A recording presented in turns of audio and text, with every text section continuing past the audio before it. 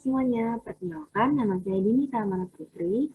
Hari ini kita akan belajar tentang bilangan berpangkat bulat positif. Ini adalah materi pada subbab 1.7 bab bilangan, bab 1 ya. Pada kelas 7 semester 1. Nah, kita langsung masuk ke materinya aja. Sebelumnya ada pengertian bilangan berpangkat. Bilangan berpangkat atau biasa dikenal dengan bilangan eksponen merupakan perkalian berulang dari sebuah bilangan dengan bilangan itu sendiri sebanyak pangkatnya. Contohnya, 3 pangkat 2 itu bukan 3 kali 2, melainkan 3 dikali 3 dengan 9 ya, 3 kali 3. Nah, contoh lainnya, 5 pangkat 6 itu juga bukan 5 kali 6, tetapi 5 dikali 5 dikali 5 sebanyak 6 kali, berulang sebanyak 6 kali. Jadi hasilnya 15.625. Nah, ini bisa kita rumuskan menjadi A pangkat N sama dengan A kali A kali A sampai A seterusnya sebanyak N kali. Nah, A di sini bisa kita sebut sebagai bilangan pokok atau basis. Dan N ini adalah bilangan pangkatnya. Oke, kita ke contoh lagi deh. Di sini ada 6 pangkat 9. 6 pangkat 9 artinya adalah 6 dikali 6 dikali 6 sebanyak 9 kali ya.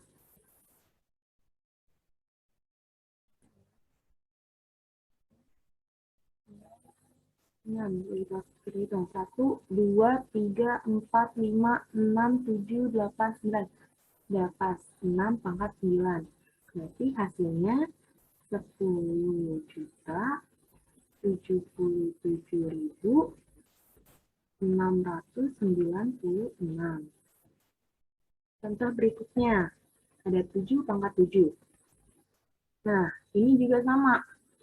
Bukan 7 kali 7 aja, tapi 7 kali 7 kali 7 sampai 7 kali banyaknya. Oke. 7 kali 7 kali 7 kali 7, sebanyak 7 kali ya. 1, 2, 3, 4, 5, 6, 7. Berarti ini hasilnya 823.543. Nah, selanjutnya, ada 4 pangkat 3 dikali 4 pangkat 3 dikurangi 3 kuadrat atau 3 pangkat 2. Nah, karena di sini ada pangkat, ada kurang, yang harus dikerjakan terlebih dahulu adalah yang perpangkatannya. Berarti 4 pangkat 3 dulu kita kerjakan. Jadi 4 kali 4 kali 4 dikurangi, buka kurung ya, ini masih kita kerjakan terlebih dahulu, 3 kali 3 dengan 4 kali 4 kali 4 sama dengan 64, ya kan? 4 kali 4, 16, dikali 4 lagi, 64. Dikurangi 3 kali 3 sama dengan 9, sama dengan 55. Apakah sampai sini sudah mengerti apa itu bilangan berpangkat? Semoga sudah ya. Selanjutnya adalah menyatakan bilangan desimal menjadi bilangan berpangkat bulat positif. Nah, ini ada caranya, yaitu dengan salah satu caranya dengan faktor bilangan. Coba contohnya, nyatakan bilangan desimal 648 menjadi bilangan berpangkat. Nah, caranya ini kita cari faktornya terlebih dahulu. 648 kita bagi 2 ya. Bagi 2 hasilnya 324. Bagi 2 hasilnya 162. Dibagi 2 hasilnya, karena ini masih genap, masih kita bagi 2 lagi ya. Hasilnya 81. Nah, ini udah tidak bisa kita bagi dua karena udah ganjil nih. Nah, kira-kira bisa nggak ya dibagi 3? Dibagi 81 dibagi 3 itu hasilnya 27. Nah, dibagi 3 lagi. Hasilnya 9. Dibagi 3 lagi. Ternyata masih bisa. Dibagi 3 lagi, 1. Nah, kalau sudah sampai 1 berarti sudah tidak ada lagi. Nah, kita ambil nih yang faktor primanya. Ada 2, 2, 2, 3, 3, 3, 3. Duanya sebanyak 3 kali, berarti 2 pangkat 3. Tiganya sebanyak 1, 2, 3, 4. Dia sebanyak 4 kali. Nah, ini kita kali. Berarti bilangan desimal 648 diganti menjadi bilangan berpangkat, maka menjadi 2 pangkat 3 dikali 3 pangkat 4. Letakkan bilangan desimal 10 juta menjadi bilangan berpangkat juga ya. Nah, kita lihat nih, kalau 0,000 seperti ini, banyak seperti ini tuh, itu mudah. Kita hanya perlu bilangan basisnya pasti 10. Lalu kita hitung aja. Nolnya ada berapa? 1, 2, 3, 4, 5, 6, 7. Maka hasilnya adalah 10 pangkat 7. Sampai situ mengerti? Mudah bukan? Nah, kita lanjutkan ke contoh berikutnya. Nyatakan bilangan desimal 5.000 menjadi bilangan berpangkat. Nah, seperti tadi, ada nolnya kan, 3. Ada nolnya 3 nih. Jadi kita anggap dulu 10. 10 pangkat 3. Oh, dia ada jadinya 5.000. Berarti kita kalikan lagi dengan 5. Atau bisa kita tulis 5 dikali 10 pangkat 3. Seperti itu. Mudah bukan? Nah, kita ke materi berikutnya, yaitu membandingkan bilangan berpangkat. Membandingkan itu bisa dengan tanda lebih besar, kurang dari, dan sama dengan. Nah, kalau seperti ini, kira-kira mana yang lebih besar, lebih kecil, atau sama dengan yang dipakai? Nah, kita lihat nih, kalau seperti ini masih gampang ya. Tinggal kita kalikan. 2 kali 2 kali 2. Yang ini 3 kali 3. 2 kali 2 kali 2 itu 8. Ini 3 kali 3 itu 9. Nah, 8 itu lebih kecil dari 9, maka tandanya seperti ini. Nah, berarti yang ini juga tandanya kurang dari. Selanjutnya, ada 5 pangkat 100, titik-titik, 7 pangkat 100. Nah, ini besar sekali ya. Jadi, karena pangkatnya itu sama, jadi kita abaikan saja. Kita langsung lihat basisnya, yaitu 5 dan 7. Karena 5 kurang dari 7, maka tandanya seperti ini. Jadi, 5 pangkat 100 kurang dari 7 pangkat 100. Next. Nah, ini juga sama seperti tadi. Kita abaikan saja pangkatnya. Karena ini pangkatnya sama-sama 500, jadi kita abaikan saja menjadi 1 pangkat 7, titik-titik, 1 pangkat 9. Nah, ini balik ke materi sebelum-sebelumnya, yaitu membandingkan bilangan pecahan. Nah, ini langsung aja kita kali silang ya kan. 1 dikali 9, 9, 1 dikali 7, 7. 9 titik-titik 7.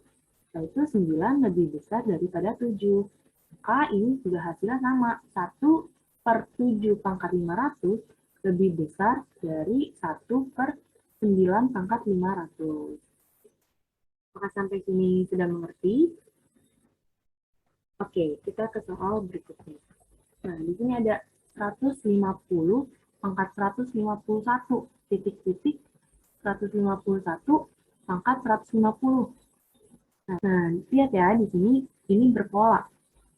Kita bisa menggunakannya dengan bilangan yang lebih kecil. Contoh, 3 pangkat 4, titik-titik, 4 pangkat 3. Ini sama kan polanya, 150 pangkat 151, lalu 151 pangkat 150. Nah, ini juga bisa. Berarti 3 pangkat 4. Berapa? 3 kali 3 kali 3 kali 3 sama dengan 81. 4 pangkat 3. 4 kali 4 kali 4 sama dengan 64. 81 sama 64, jelas lebih besar 81. Maka tandanya seperti ini. Kita coba ke contoh yang lain. Yaitu coba 4 pangkat 5, titik, titik, titik, 5 pangkat 4. Jadi 4 kali 4 kali 4 kali 4 kali 4. Nah, yang ini 5 kali 5 kali 5 kali 5. Berapa nih? 4 pangkat 3 udah 64. Ini 64 dikali 16. Berarti 1024. Lalu 5 pangkat 5 kali 5 kali 5 kali 5. Yaitu ini 25.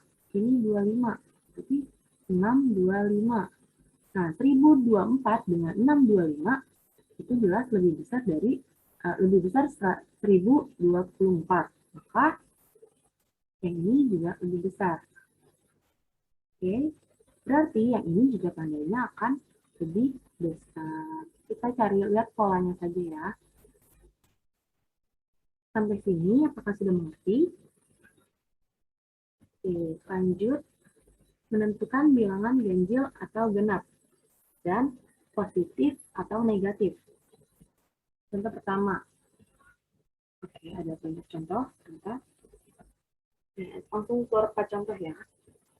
Nah, kita lihat nih, kita tidak perlu menghitungnya, tetapi kita lihat aja polanya. Di sini aku udah beri.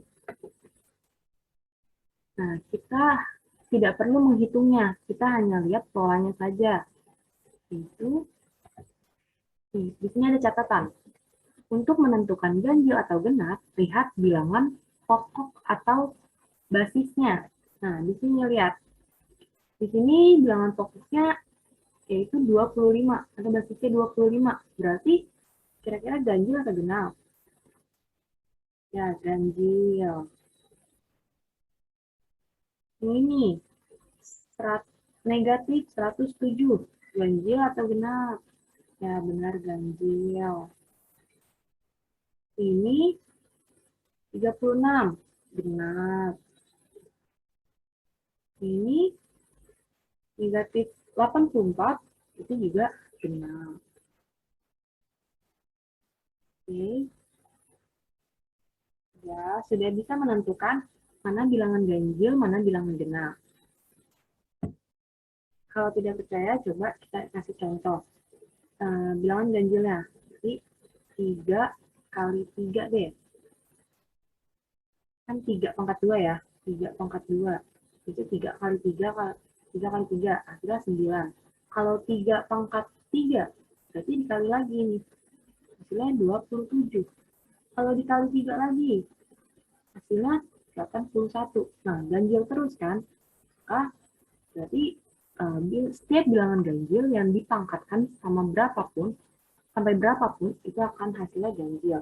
Begitu juga bilangan genap. Bilangan genap dipangkatkan sampai berapapun, hasilnya tetap genap. Lalu untuk menentukan positif atau negatif.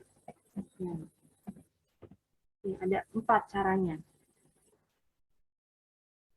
4 caranya yaitu, kita lihat basisnya positif atau negatif. Kalau basisnya positif, pangkatnya ganjil, itu hasilnya akan positif. Basisnya positif, pangkatnya genap, hasilnya juga tetap positif. Basis ganjil, pangkat negatif, basis negatif, pangkat ganjil, hasilnya tetap negatif. Basis negatif, pangkat genap, hasilnya akan positif. Coba ini kita contoh. Negatif 4 kuadrat.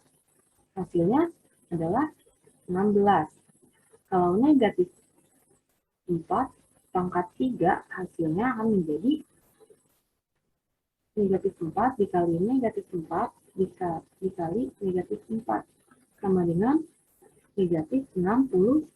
Nah, terbukti kan kalau negatif, basis negatif pangkatnya ganjil itu akan negatif.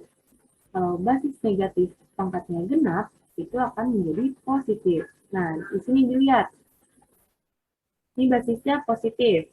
Pangkatnya ganjil, maka hasilnya positif. Ini negatif, basisnya negatif, pangkatnya positif. Maka hasilnya positif. Pangkat pangkatnya positif, basisnya juga positif. Maka hasilnya positif. Maaf, maksudnya pangkatnya genap, basisnya positif. Pangkatnya genap, tapi basisnya negatif, maka hasilnya